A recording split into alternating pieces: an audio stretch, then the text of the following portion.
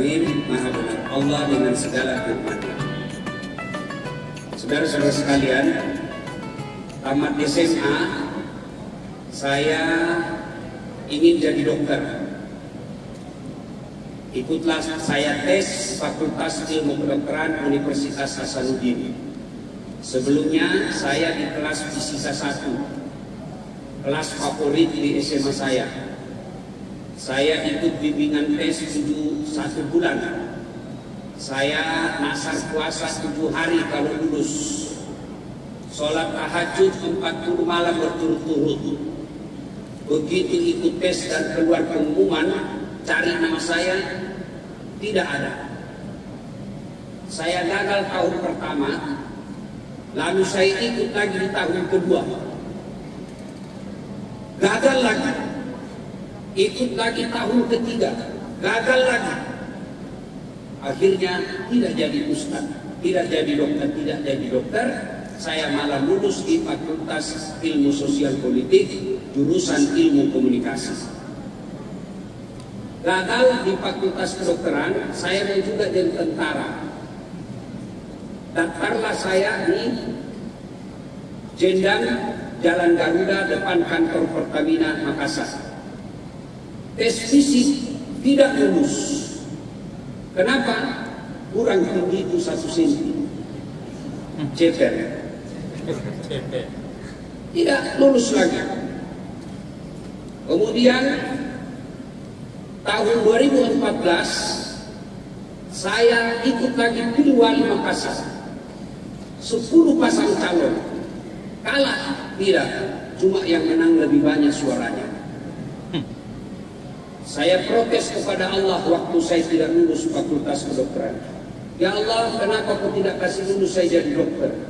Kau tidak rugi jadi Tuhan kalau saya lulus jadi dokter. Saya protes Allah, ya Allah, kenapa kau lahirkan saya dalam keadaan pendek? Kau tidak rugi jadi Tuhan kalau kau tambah 1 cm. Saya tidak menang jadi wali kota. Ternyata teman saya yang lulus Fakultas Kedokteran, dia sekarang tugas di Kepulauan Aru. Sebelum lebaran saya telepon, Pak Dokter, pulang ke lebaran? Enggak Ustaz. Rugi itu jauh-jauh dan uang tidak bisa pulang lebaran sama orang tua. Kenapa? Mahal tiket Ustaz. Dalam hati saya, syukur alhamdulillah. Untung saya tidak jadi dokter. Saya jadi ustaz, kemana-mana tiket gratis. Dan hebatnya lagi bisnis kelas.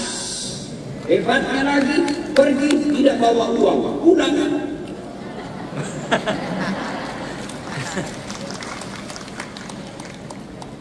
Saya baru tahu jawabannya kenapa saya tidak jadi dokter waktu itu.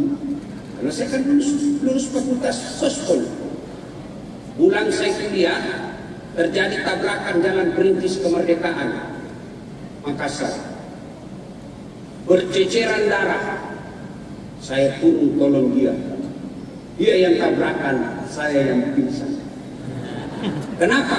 Saya tidak bisa lihat darah. Sampai sekarang ini, saya lihat biasa di medsos ada orang bertikam atau ada orang kecelakaan lihat darah. Saya rasanya pening, mau pingsan. Seolah-olah Allah ingin berkata kepada saya waktu itu, Ustaz, bagaimana nasihat, bagaimana kamu jadi dokter, kau tidak bisa lihat darah. Saya tidak lolos jadi dokter, tapi saya lolos jadi ustaz. Saya tidak mengobati orang yang sakit fisiknya, tapi saya mengobati orang yang sakit imannya.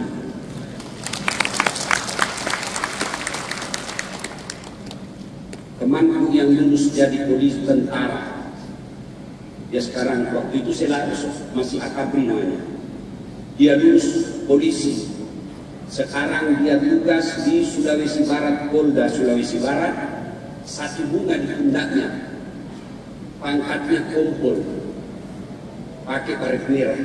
Karena dia reserse. Saya lulus jadi ustaz, pakai baret putih.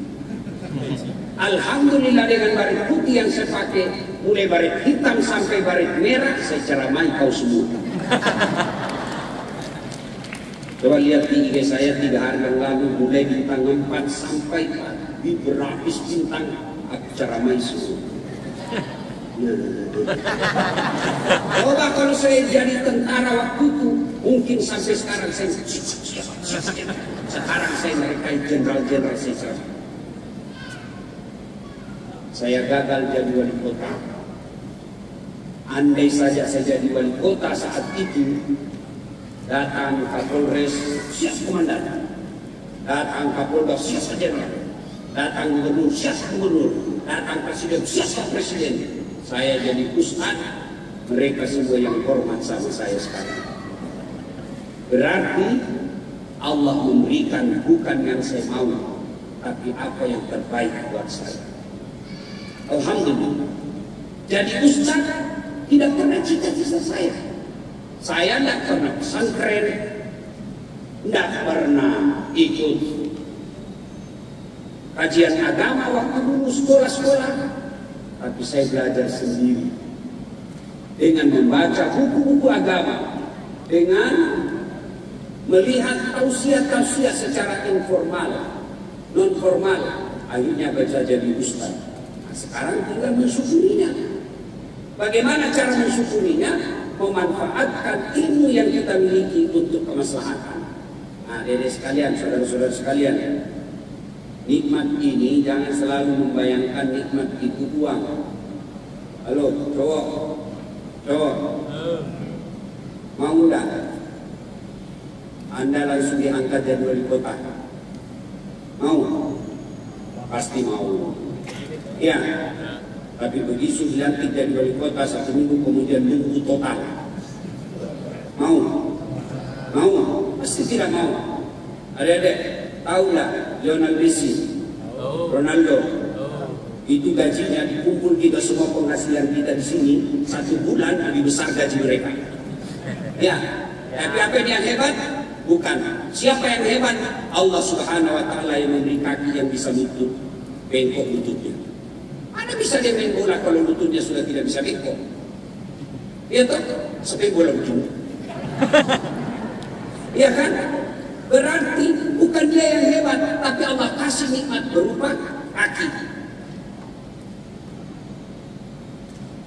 iPhone paling baru sekarang namanya iPhone 16. Mau saya kasih? Mau? 1 tera gratis, pulsa unlimited. Mau bu? Tapi begitu saya kasih itu langsung tuli. Mana yang mau tanya? Ayo. Wah, apa handphone kalau kau sudah tuli? Halo. Rusak lagi. Halo. Bukan HP rusak, saya rusak telinga. Dan Allah kasih di telinga luar biasa. Berarti yang mahal bukan handphone, yang mahal bukan seluler, yang mahal bukan jaringan. Apa yang mahal? Telinga. Allah kasih gratis, tidak perlu bayar. Hebatnya lagi telinga, tempatnya proporsional. Pernah ada bayangkan bagaimana seandainya telinga satu di bawah ketek? Halo, ya Ustaz. Dan hebatnya lagi di telinga, dia bisa bedakan mana suara laki-laki, mana suara perempuan, mana suara bencong. Itu dia bisa tahu. Hebatnya di telinga, Masya Allah. Anda pernah nggak kursus membedakan bunyi? Dia bisa bedakan mana bunyi kentut, mana bunyi piring pecah. Meskipun kita tidak lihat. Siapa yang kasih? Allah Subhanahu Wa Taala. Itu semua nikmat. Allah Karim. Pernah lihat kamera yang mahal, HP yang hebat kameranya? Pernah? Itu kan karena handphone mahal, karena kameranya bagus. Apa kamera itu yang canggih? Bukan. Allah kasih kita mata gratis. Biar kamu pasang kamera harga 200 juta, kalau matamu rusak, hebatnya lagi di mata, autofokus. Coba di kamera, dia kan harus putar-putar dulu tuh. Zoom out, zoom in. Ini mata autofokus, begitu buka. Tidak perlu kata sakit. Iya kan? Hebatnya lagi di mata, dia bisa bedakan mana istri, mana tetangga. Coba bayangkan kalau tidak bisa dibedakan. Kenapa ini malam-malam saja? Itu semua nikmat dari Allah Subhanahu Wa Taala. Ada yang pakai kawat tingginya? Ada? Katanya itu mahal ya. Behel katanya namanya. Hah? Ya itu kan tidak Jakarta. Saya kan tidak Bugis. Ya Ustaz, kenapa itu orang Bugis bicara selalu kelebihan makan, ikan, sebelah itu Bugis pinggiran. Kalau saya Bugis modern. Ayo, itu katanya mahal, bisa sampai 40 juta. Panggil dari mahasiswa saya deh. Kira itu behel yang mahal. Bukan, apa? Gigi. Biar kamu pasang behel harga 100 juta, kalau tidak ada gigimu, apa kamu kawal? Ya tak? Berarti yang mahal gigi. Hebatnya lagi di gigi ya adik sekalian, dibatasi tumbuh dan panjangnya. Pernah tak kebayangkan bagaimana seandainya gigi tumbuh seperti rambut? Gondrong sudah semua gigi kita di sini. Mana bisa lagi juga di acara narasi di sini kalau hebatnya lagi di gigi, dia punya sensor namanya saraf. Dia bisa bedakan mana kerupuk yang bagus, mana kerupuk yang melempem. Bayangkan kalau kita makan tidak ada sensor rasanya ini, tidak bisa dibedakan mana garam, mana manis. Itu semua nikmat dari Allah Subhanahu wa Ta'ala. Makanya selalu kita ucapkan Alhamdulillahi Rabbil Alamin. Maka Allah selalu menyindir kita, Fabi ayyi ala'i rabbikuma tukadziban. Nikmat mana lagi yang engkau kufuri? Nah, kalau kita tidak bersyukur, maka Allah pasti inna adzabi lazadid. Tunggu, saya kasih kau azab yang sangat pedih. Maka cara bersyukurnya bagaimana? Kalau Allah kasih nikmat, dede sekalian, namanya nikmat kesehatan, manfaatkan untuk fisabilillah. Gimana caranya Ustaz? Kalau ke Allah, bukan saya pinjam ilmunya Prof. Sihat. Saya juga baru tahu perbedaan antara sehat dan afiat setelah baca buku beliau. Makanya selalu pantas selalu kita bilang sehat wal afiat. Ada yang tahu apa perbedaan sehat dan afiat? Saya kasih hadiah. Ada? Ayo coba, siapa? Ayo, siapa? 2 lembar. Ayo, beda uang Kapolres dengan buat Ustaz. Ayo, siapa yang bisa bedakan? Ayo, sini kamu. Ayo, cepat. Nggak boleh buka Google ya. Ayo, sini, ayo. Cepat. Waktu terbatas. Ayo, cepat. Lari. Cepat. Perbedaannya sehat dan afiat saja. Oke. Sehat itu fisik, kalau afiat itu pikiran dan iman. Jadi sehat dan waras gitu istilahnya. Sehat dan waras. Sehat itu badannya, walafiat itu pikiran dan imannya. Begitu Ustaz, kurang lebih yang saya tahu. Oh, karena tidak tepat 1 lembar saja.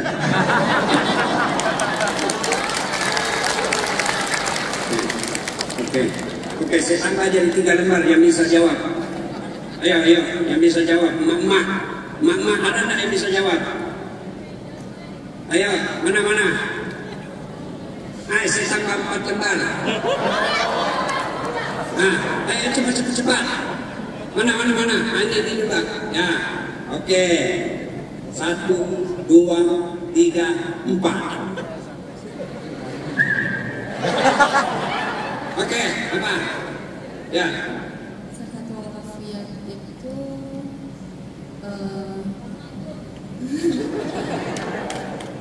sehat jiwa dan raganya, mensyukuri apa yang diberikan Allah kepada kita. Berbelit-belit. Yang jelas 1 lembar saja. Ayo kasih deh. Ya. Yuk. Nih. Nah ini kasih. Nah, ini lagi. Nih. Oh ini. Ayo. Ya. Nama. Cepat.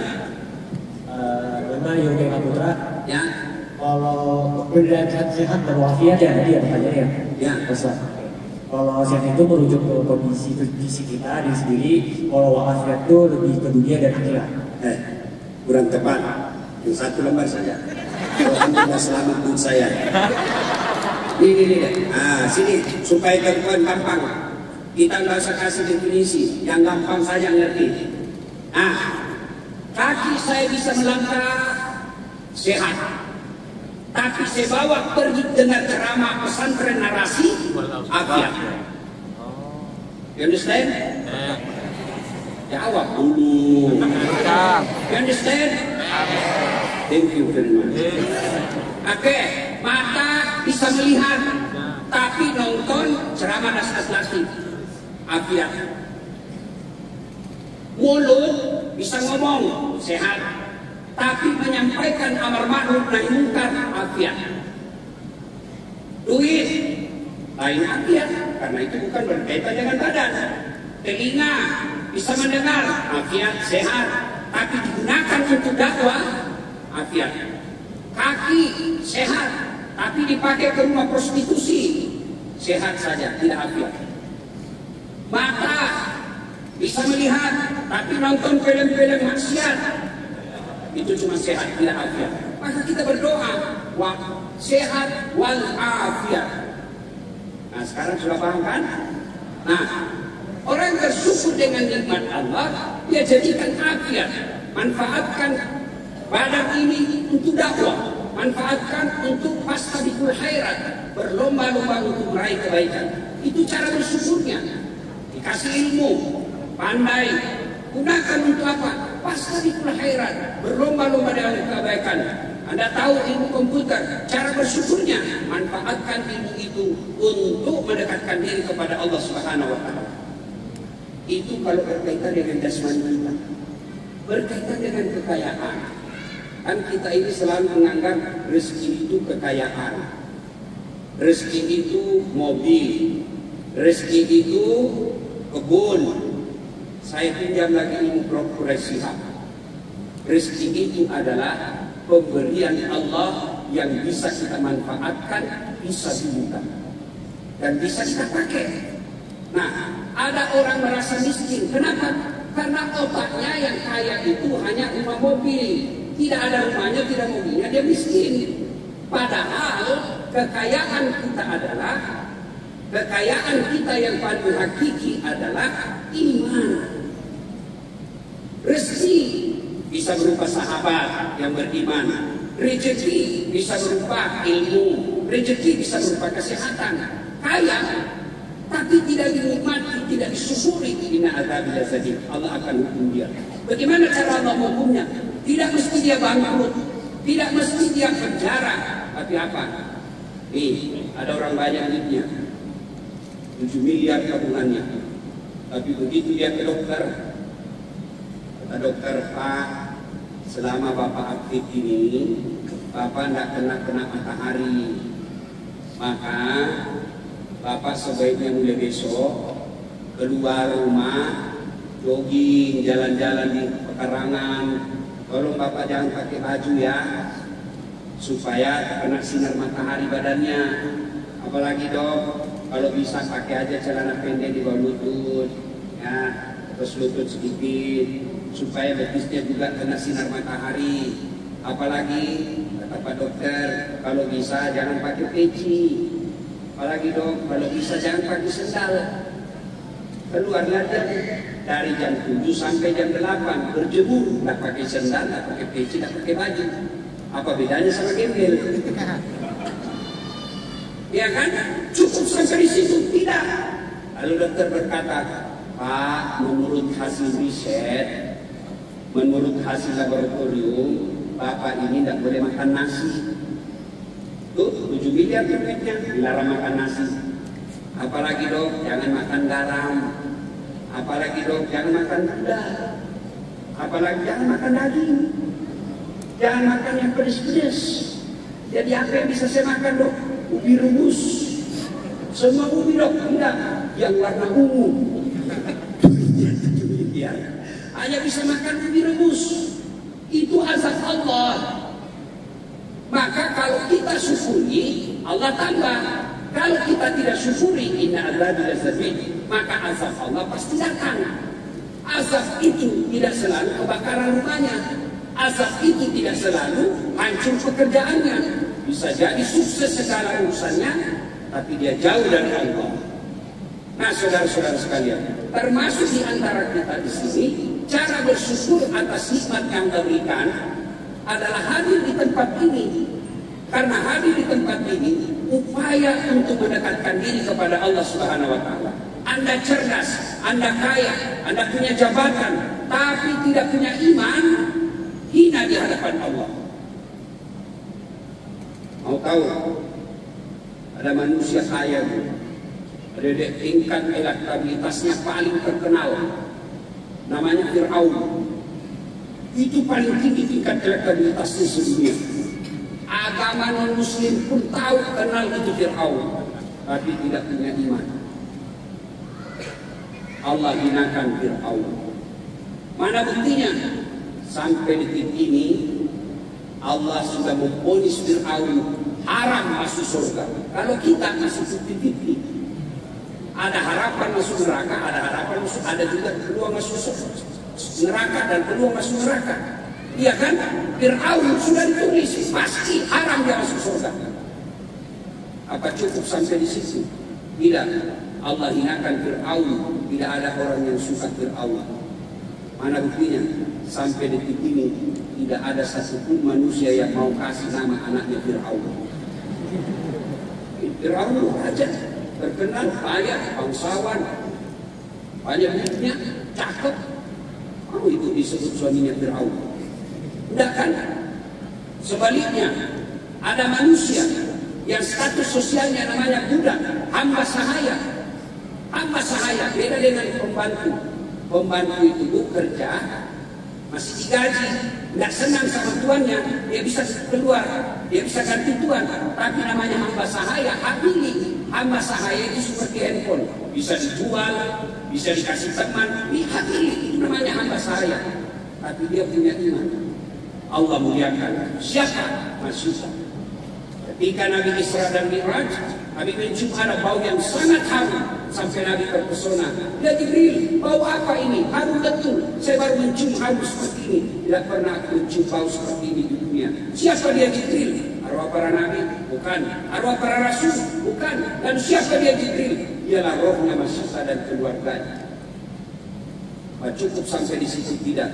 Allah muliakan manusia. Sampai detik ini berapa banyak perempuan muslimah yang kasih nama anaknya dan dirinya namanya manusia.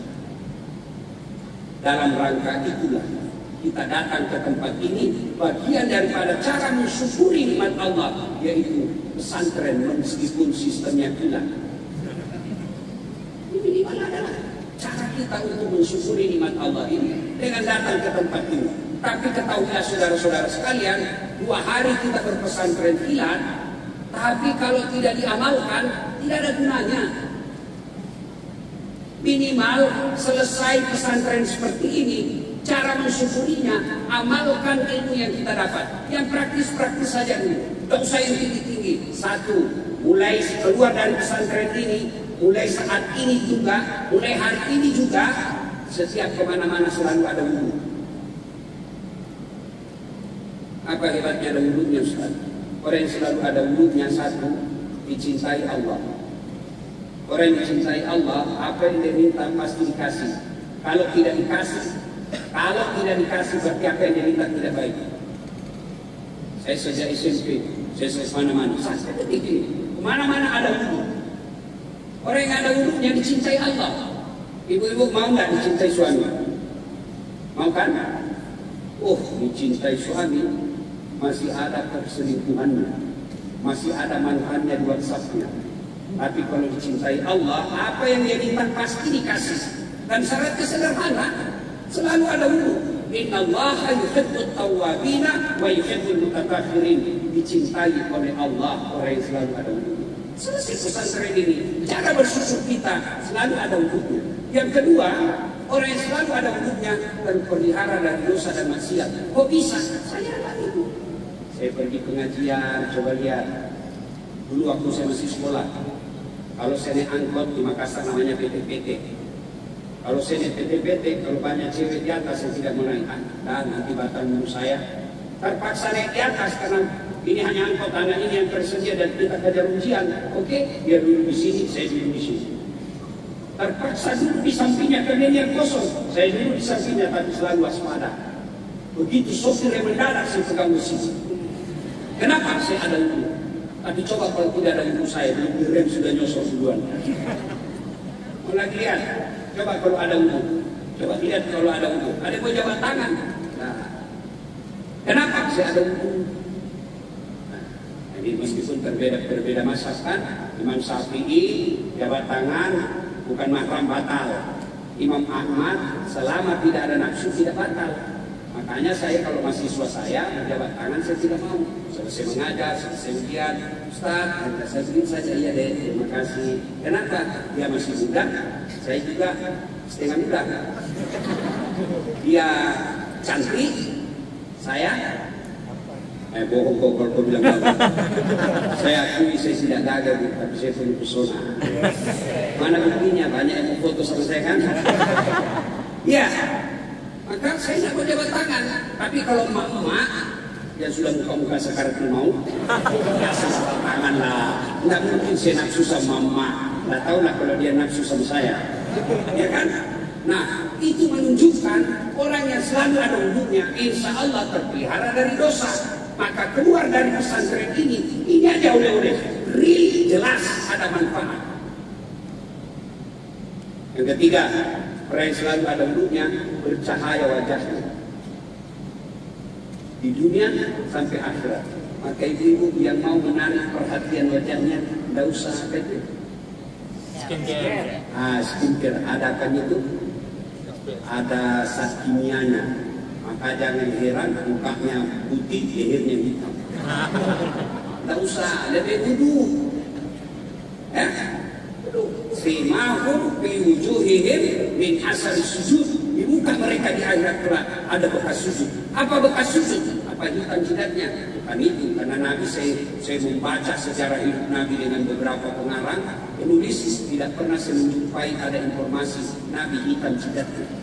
Tapi kalau ada yang hitam jidatnya kita hormati. Minimal kalau hitam jidatnya, insya Allah tempatnya tidak sembarang dia masuk.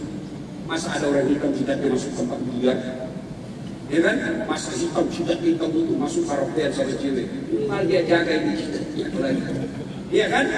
Nah, yang ketiga, empat, orang yang selalu ada wudhunya, insya Allah dia gampang menunaikan sholat ketika tiba waktunya.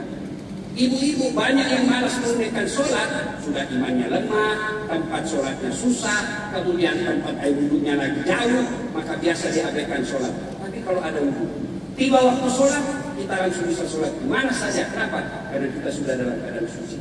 Dan berikutnya, kalau orang yang ada wudhunya, matinya insya Allah dalam keadaan dirinya dalam keadaan suci. Kalau ini diamalkan, cara bersyukur selesai pengajian ini, syukurnya adalah ya kita amalkan selalu ada wudhunya. Yang berikutnya, saudara-saudara sekalian, paling real selesai pesantren kita seperti ini, tampillah Anda sebagaimana layaknya seorang muslim dan muslimah. Sebelum ikut kajian ini, jilbabnya masih sempit-sempit, bajunya masih transparan. Ya sudah, karena ada orang jilbab ini juga, jilbab menutup aurat, sudah memenuhi syarat, tapi jilbabnya sempit betul dan warna kulit. Warna bajunya mirip warna kulit. Jadi kita melihat mengasosiasikan kulitnya lagi kelihatan. Saya tidak lagi punya proporsihan. Syarat pakaian itu ada 4. Dengar ini. Syarat pakaian. Tidak semua yang mendekati baju itu disebut pakaian menurut Quran. 1, menutup aurat. Alhamdulillah ini semua sudah tutup aurat. Mana auratnya laki-laki? Perempuan seluruh tubuhnya kecuali telapak tangan, telapak kaki. Meskipun terjadi istilah. Nah kalau laki-laki ini pusat sampai sini.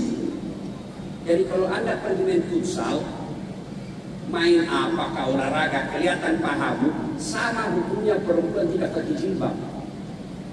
Tidak ada nafsu lihat paha saya Ustaz. Siapa bilang? Siapa tahu ada janda-janda yang nafsu lihat? Atau ada juga yang laki-laki nafsu lihat pahamu? Iya. Maka pakai yang longgar-longgar.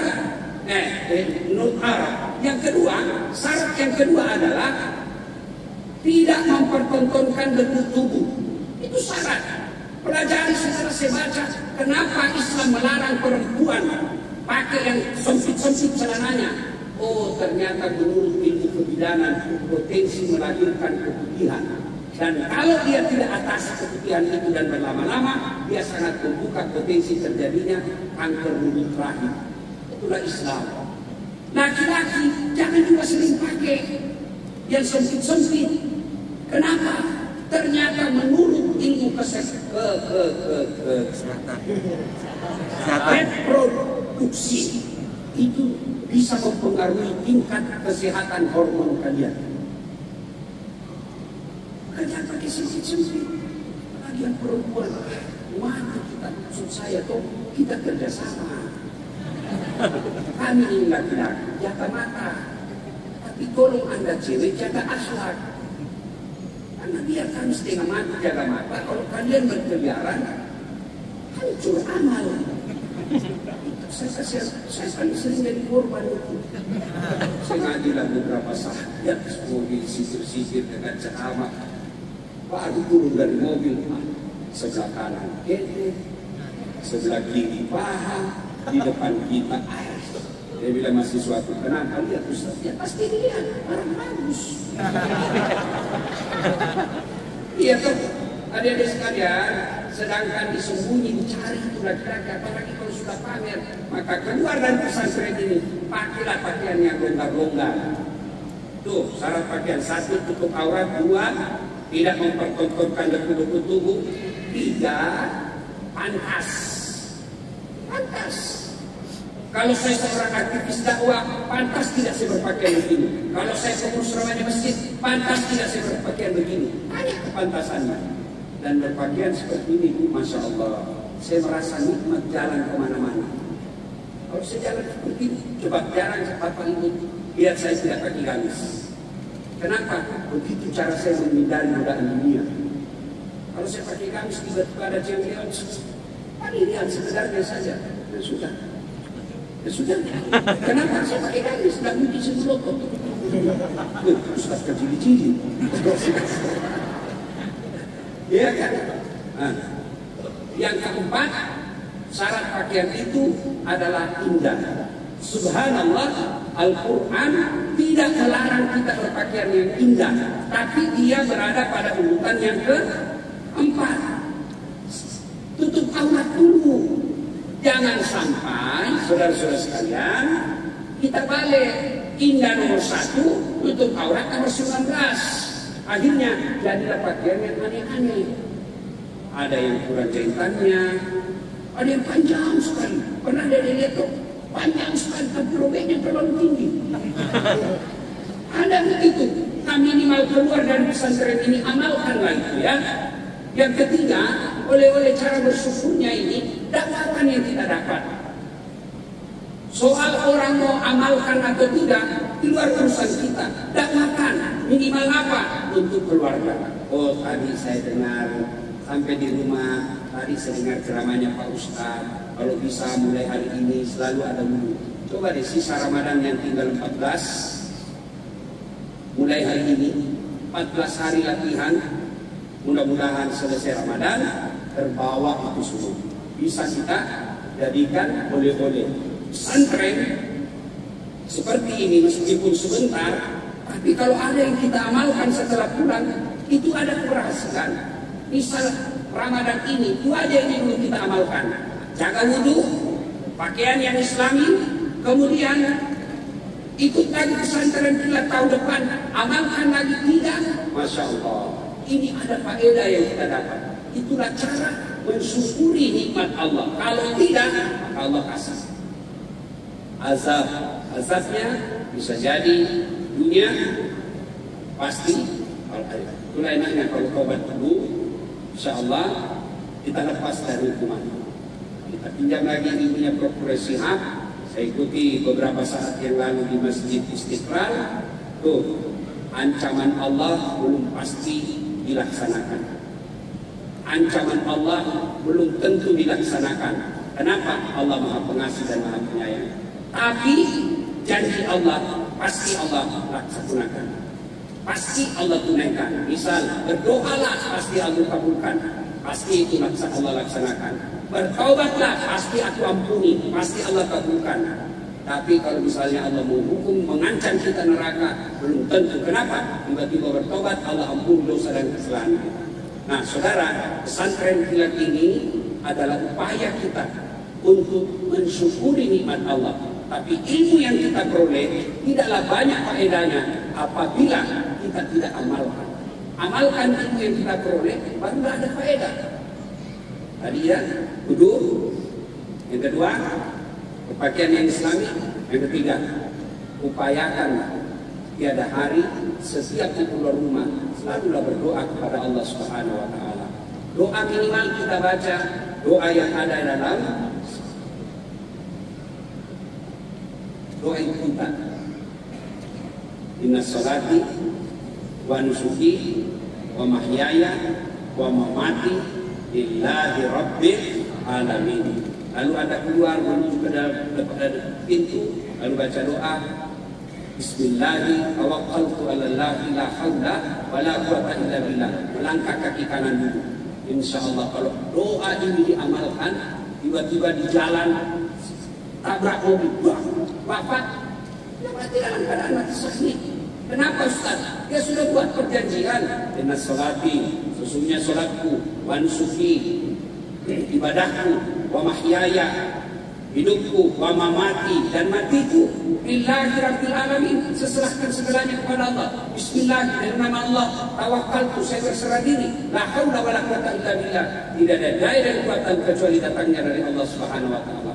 Keluar, Masya Allah, jadi pergi menuntut ilmu, kuliah, kerja, cari nafkah, apalagi cari nafkahnya meringankan beban orang tua. Maka selama kerja itu, maka akan menjadi jihad fisabilillah. Jihad tidak mesti ke Palestina, jihad tidak mesti ke Gaza. Jihad berusaha mencari nafkah, meringankan beban orang tua, itu bagian dari jihad. Supaya betul-betul nanti nilai, kita doa dulu.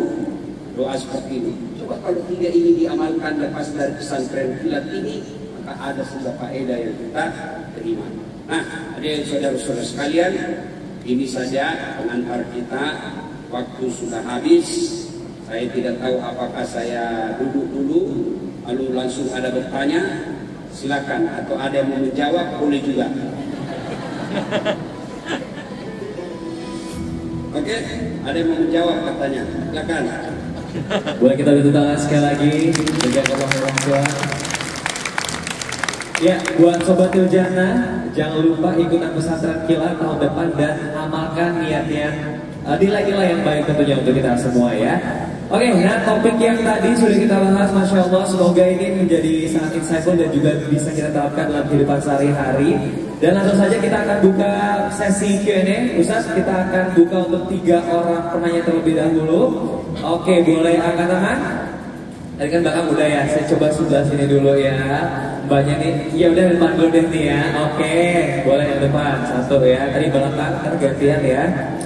Oke, untuk 3 penanya pertama akan mendapatkan hadiah yang disupport oleh Madel Winkle, Napa Milano, dan juga Nabila Syah. Dipersilakan nama dan juga pertanyaannya. Assalamualaikum warahmatullahi wabarakatuh. Perkenalkan, nama saya Kiki. Ustadz, saya mau tanya, kan saya pernah dengar kata istiroj. Nah, istiroj itu dalam Islam itu seperti apa? Dan perbedaan antara istiroj sama ujian biasa itu seperti apa? Terima kasih. Terima kasih. Langsung jawab. Istidraj, ya betul, istidraj. Adalah nikmat. Istidraj itu, kalau kasih supaya gampang dimengerti, lu pernah lihat orang mancing ikan? Di ujung kayu itu ada apa? Umpan. Nah, umpan itu untuk membahagiakan ikan atau apa? Namanya umpan. Nah, masuk kayu, cak.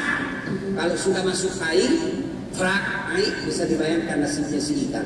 Bisa dipepes, bisa dibakar, bisa direbus, bisa langsung dipukul kepalanya. Ya kan? Itu istidraj. Ada orang dikasih sesuatu oleh Allah, tapi membuat dia jauh. Dia punya mobil, tapi dia pakai selingkuh. Dia punya mobil, tapi dia pakai judi. Nah, itu istidraj. Tapi apa bedanya nikmat? Dia punya mobil tapi dia pakai pengajian, punya mobil jemput ustaz, punya mobil antar pengajian. Nah, itu nikmat namanya. Nah, lain lagi cobaan. Cobaan dalam hidup ini ada orang kena musibah. Musibah. Musibah itu ada 3 jenisnya. Ada berupa cobaan, ada berupa teguran, ada berupa hukuman. Apa bedanya Ustaz? Tergantung siapa yang kena. Kalau orang beriman kena, itu ujian. Namanya ujian pasti menaik tingkat. Anda mau sarjana pasti ujian skripsi. Berat, sekolahnya susah, tapi kan dapat gelar, kecuali ijazah palsu. Ya kan? Nah, yang kedua berupa teguran. Dia sholat, tapi dia juga korupsi. Dia rajin ngajian, tapi rajin juga gosip. Allah tegur, kasih musibah supaya apa? Kembali ke jalan yang lurus. Yang ketiga, durjana, tidak sholat, banyak maksiat, hukum upah. Tiba-tiba kena musibah, dia datang, Ustaz saya diuji dalam hatiku, bukan diuji, tapi dihukum. Nah, untuk mengetahui dia ujian, dia cobaan, hukuman, ataupun teguran, hanya yang bersangkutan yang bisa mengetahui. Ya itu, Allahu a'lam bishawab. Terima kasih. Mau tanya lagi. Ya, boleh kita bergantian untuk yang lain? Ya, tadi saya yang bertanya saya kasih lagi hadiah. Masya Allah. Oke, terima kasih. Ya. Oke, kita gantian untuk yang belakang. Iya, udah sebelah sana belakang. Terlihat dengan cahaya-cahaya berkilap ya. Kita gantian lagi ke depan Bang, saya acak ya. Sebutkan nama dan juga pertanyaannya. Boleh agak singkat ya, karena waktu terbatas. Oke. Assalamualaikum warahmatullahi wabarakatuh. Waalaikumsalam. Ya, Pak Ustadz, perkenalkan nama saya Dini. Izin bertanya, bagaimana caranya untuk tetap konsisten terus beribadah, misalnya terus memberikan rezeki walaupun dalam serat gitu ya, atau misalnya ibadah sunnah ataupun wajib terus konsisten, itu bagaimana? Dan Saya potong, maksudnya tidak terlalu panjang. Maksudnya istiqomah dalam kebaikan. Benar. Sudah karena waktu terbatas. Oke. Terima kasih. Ini, ini saya kasih hadiah ini, antar lagi. Hadiah yang bertanya dikasih hadiah. Dibantu teman-teman. Oke. Oh ya. Uang Ustaz ini berkah baru lagi. Ustaz saya juga mau Ustaz. Oke. Ini dengar sini deh. Ini punya handphone. Kalau dia lobet kau apain? Kalau kau tidak cas kenapa? Kalau sudah mati masih bisa dipakai? Tidak. Begitu juga iman dengan dunia. Meskipun kita punya iman, punya hati, punya iman lah, tapi harus dicas. Kalau tidak dicas, maka dia akan mati. Dunia terus, lihat mobil mewah dunia, lihat cewek cantik dunia, lihat teman punya uang banyak dunia, semua dunia. Apa dengan ngecasnya? Ngecasnya seperti ini. 1, dengar dakwah. 2, berteman orang-orang soleh. Berteman orang-orang soleh. Nabi mengilustrasikan, kalau kau berteman dengan penjual parfum, kalau kau tidak dapat parfumnya, kau dapat bau harumnya. Kalau kau berteman dengan penjual pandai besi, kalau kau tidak dapat kena apinya, kau dapat bara panasnya. Jadi mulai sekarang hati-hati milih teman. Yang ketiga, hati-hati milih bacaan dan tontonan. Apalagi zaman sekarang, jangan terlalu percaya itu namanya video-video, dia bisa merusak. Saya baru tahu kenapa Allah mengatakan ikra, bacalah. Kenapa bukan tontonlah? Karena ternyata tontonan kadang-kala tipu-tipu, visual kadang-kala tipu-tipu. Mana buktinya? Lihat videonya, cantik betul, mulus. Begitu lihat aslinya, hancur. Ya toh? Nah, kalau baca tidak mungkin 1 kali 1 kau baca, 2 kali 2. Apa yang tertulis pasti itu yang kau baca. Maka hati-hati di bacaan, hati-hati di tontonan. Dia berikutnya doa, minimal doa Al-Baqarah, Rabbana la tuzigh qulubana ba'da idh hadaytana wa hab lana min ladunka rahmah innaka antal wahhab. Oke, Didi? You understand? Thank you very much. Ada lagi? Oke, langsung saja kita buka untuk ikhwannya dulu. Iya, boleh ya Mas ya. Oke, silakan. Masnya tadi udah ya? Iya udah, boleh deh ya. Oke. Terima kasih Ustaz. Assalamualaikum warahmatullahi wabarakatuh. Perkenalkan saya Fikri, izin bertanya Ustaz. Berbicara soal takdir, saya ada pertanyaan. sebagian kita mungkin sekarang ada di posisi yang mungkin tidak pernah direncanakan. Bagaimana cara kita agar bisa menerima segala takdir yang telah Tuhan tetapkan di dalam hidup kita, Ustaz, dan bisa ikhlas di situ. Terima kasih. Vivi, ada berapa rukun iman? Ada 5, Ustaz. 5. Entah. Enggak, Ustaz. Vivi, rukun iman itu terakhirnya percaya kepada qadar Dan qadar. Jadi jangan cuma mau menerima yang baik, harus juga siap menerima ada jelek, takdir buruk. Tapi takdir buruk itu Allah kasih peluang untuk mengubahnya. Cara mengubahnya doa, terutama 10 malam terakhir ada disebut malam Lailatul Qadar. Lailah malam, qadar perubahan, malam perubahan. Maka mintalah pada waktu itu. Jangan banyak tidur, kurangi tidur, datang ke masjid, iktikaf, minta kepada Allah. Ya Allah, saya kalau ada takdir buruk yang menantiku di tahun ini, perbaiki takdirku ya Allah. Allah bisa dan punya kuasa mengubah takdirmu. Ya, resep yang paling baik, ikhlas menerima apa saja. Ikhlas. Saya bilang sama adik-adik saya, kalau kamu mau hidup sesuai maumu, untuk apa ada Tuhan di dunia? Tahun ini saya mau begini, tahun ini saya mau begini. Kalau begitu, untuk apa ada Tuhan? Allah kasih kita mana yang terbaik, bukan mana yang kita inginkan. Oke, Bibi, saya kasih lagi hadiah. Bibi, Insyaallah. terima kasih. Ada waktu. Kita satu lagi, Ustaz. Masih cukup ya? Yang bagian belakang mana? Oke. Aduh, susah nih untuk milih nih ya. Masya Allah, maaf ini saya tunjuk lagi udah. Oke, yang ini udah dadah ya, banyak pakai kacamata. Maaf ya, ini Dadah pakai kacamata. Banyak yang pakai kacamata. Betul ya, itu ya, betul. Iya, banyak benar. Ya. Yang saya pakai hijab krem, baju hitam, saya harus lebih jelas lagi ya. Oke.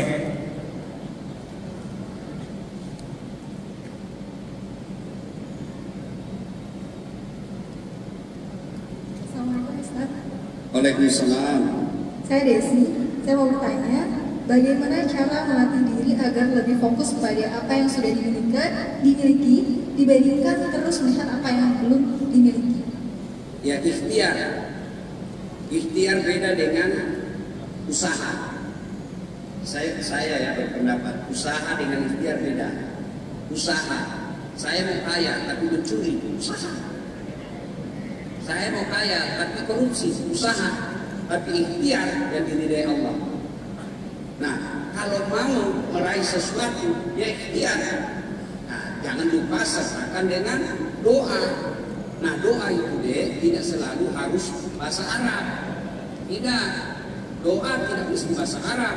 Ya, datanglah sahabat, ya Rasulullah, saya dengar banyak sekali kau meminta ya Rasul, saya tidak bisa menghafal seperti apa yang engkau permohonkan kepada Rasul. Maka Nabi katakan, cukup kau minta seperti apa yang saya minta. Caranya gimana? Ya Allah, berikanlah saya seperti apa yang pernah diinginkan oleh Rasulullah, dan hindarkanlah saya seperti apa yang pernah dihindarkan oleh Rasulullah.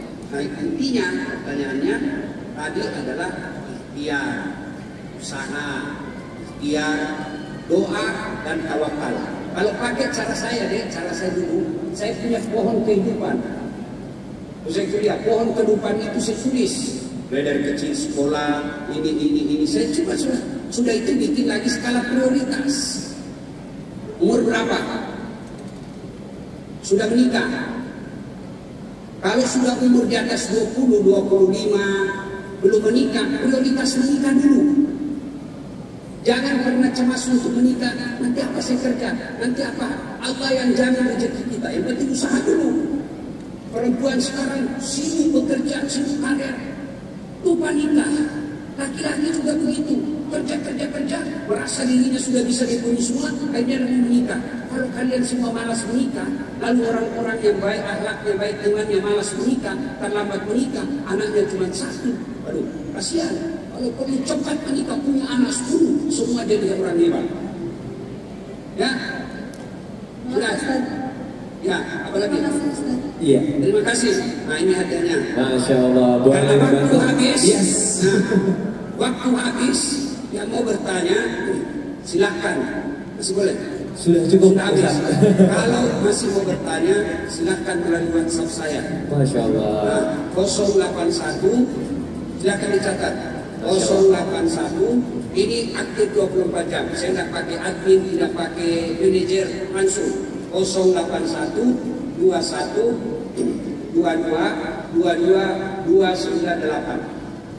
Saya ulang, 081 21 2-nya 5 kali 298. Nasihat hati. Cuma kalau bertanya jangan langsung jawab karena banyak yang bertanya setiap hari.